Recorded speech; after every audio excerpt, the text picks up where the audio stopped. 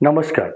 যদি আপনি রাজ সম্মান নিয়ে বেঁচে থাকতে চান, মানে আপনি রাজনীতি করুন বা বড় বিজনেস করুন, যদি আপনার নিজের প্রভাব বিরাট বিস্তার করতে চান বা সবার কাছে একটা বিরাট বড় সম্মান নিয়ে বেঁচে থাকতে চান, তবে এই টোটকাটি করুন। ২৭টি যে নক্ষত্র হয় তার মধ্যে একটি বিশেষ নক্ষত্র হচ্ছে জ্যেষ্ঠা নক্ষত্র। এই জ্যেষ্ঠা নক্ষত্রের দিন আপনি যদি জাম গাছের শিকড় তুলে নিয়ে এসে আপনার পুরুষ মানুষ হলে ডান হাতের বাহুতে এবং মহিলা হলে বাম হাতের বাহুতে বাঁধুন, তাহলে দেখবেন আপনার প্রভাব বিরাট বিস্তার পাবে, আপনি রাজ সম্মানে বেঁচে থাকবেন।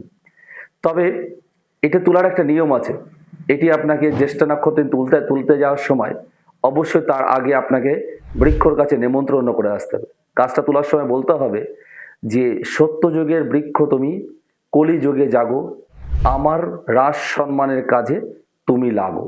এই কথাটি ৭ বার বলতে হবে, বলে শেকড়টা তুলতে হবে। শেকড়টা ঈশান কোণের হলে অত্যন্ত বেশি কাজ করবে। জয় মা তারা।